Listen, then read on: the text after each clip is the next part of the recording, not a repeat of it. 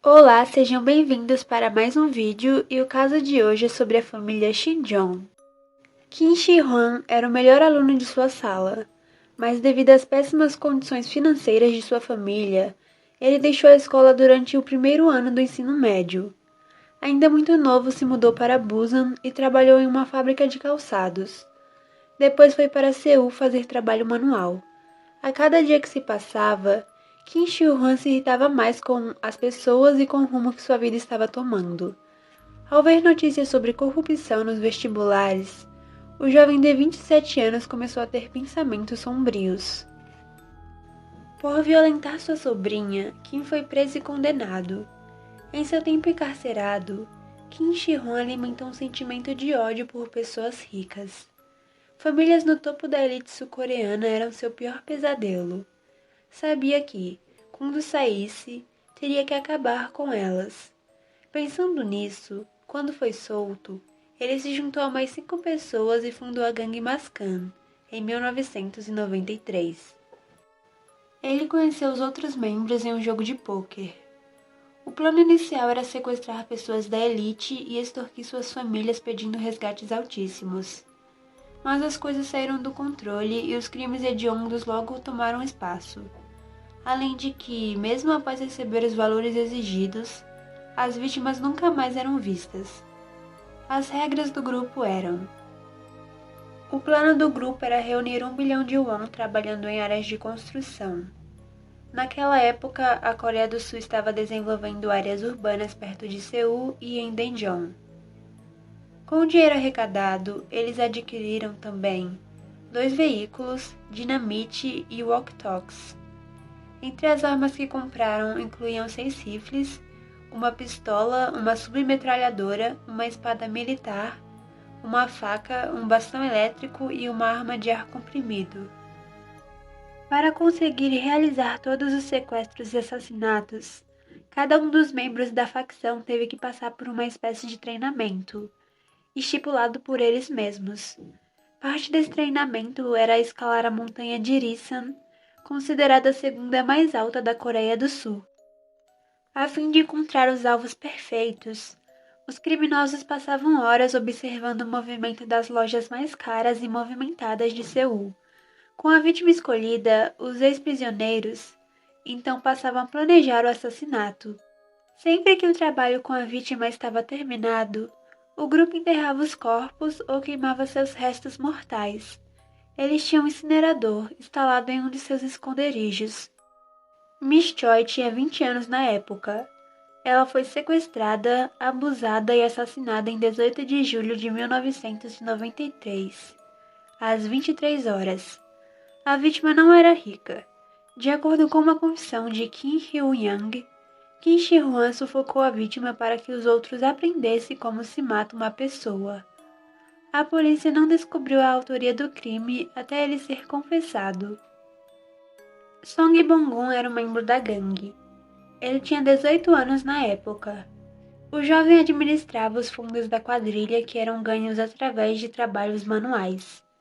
Ele fugiu com 3 milhões de won do dinheiro da gangue e foi encontrado escondido na casa de um parente em Siheung.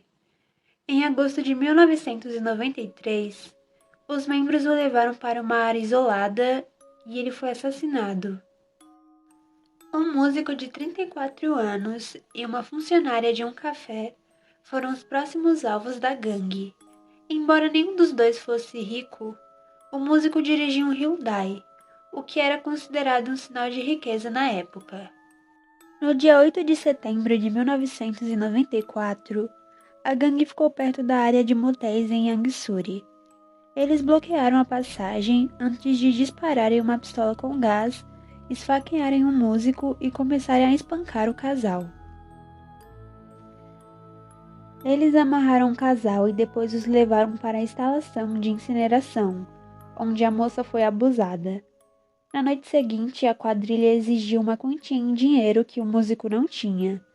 Após perceberem que ele não era rico, a quadrilha lhe disse que iria matá-lo sem dor. Eles o forçaram a beber um licor, colocaram um plástico sobre sua cabeça e depois o sufocaram. Eles forçaram a funcionária do café a ajudar para que ela participasse do crime e para evitar que ela escapasse e denunciasse a polícia. Kim Hyun-yang convenceu a gangue a deixá-la viver. A quadrilha levou o corpo do músico para um penhasco, colocou-o no banco do motorista de seu carro e em seguida empurrou o carro do penhasco. Um trabalhador encontrou o veículo e a polícia considerou como um acidente. Um casal que havia comprado uma fábrica recentemente seriam as próximas vítimas. Em 13 de setembro de 1994, eles sequestraram os dois e exigiram 100 milhões de won em dinheiro. O casal não tinha essa quantia, mas o marido disse que poderia dar a eles 80 milhões. Mantendo a esposa de So como refém, eles o enviaram para pegar o dinheiro. Um funcionário levou o dinheiro para ele e fez uma denúncia em Hangzhou. A polícia pensou que esse era um caso falso para esconder os problemas financeiros da empresa, da fábrica.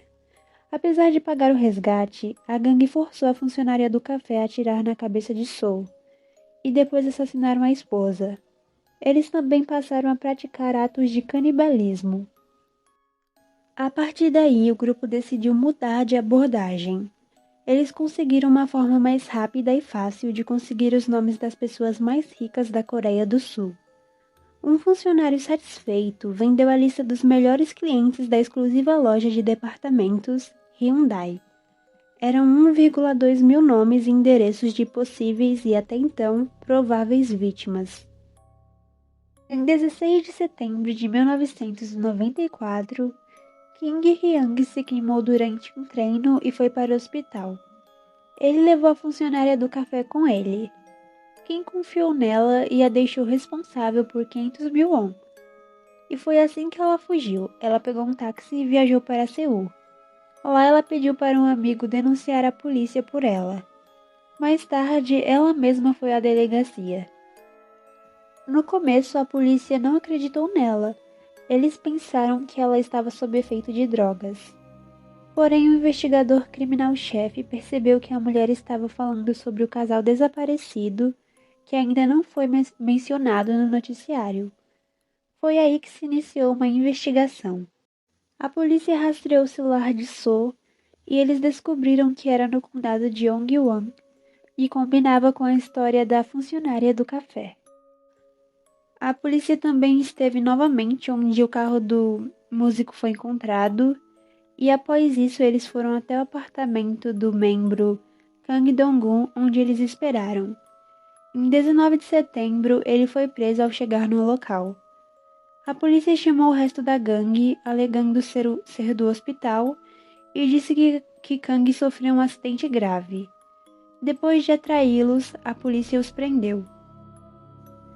Em 1º de novembro de 1994, a família Shinjong foi condenada à morte pelo assassinato de 5 pessoas. Após a sentença, nenhum dos acusados mostrou qualquer traço de remorso. Um disse a repórteres que seu único arrependimento era não ter assassinado mais pessoas ricas. Em 2 de novembro de 1995, todos os membros da família Shinjong foram executados. O funcionário da loja de departamentos da Hyundai também foi preso. 20 anos depois, o filme No Fiction Diary decidiu contar a história dos criminosos, através de entrevistas com os personagens reais da história.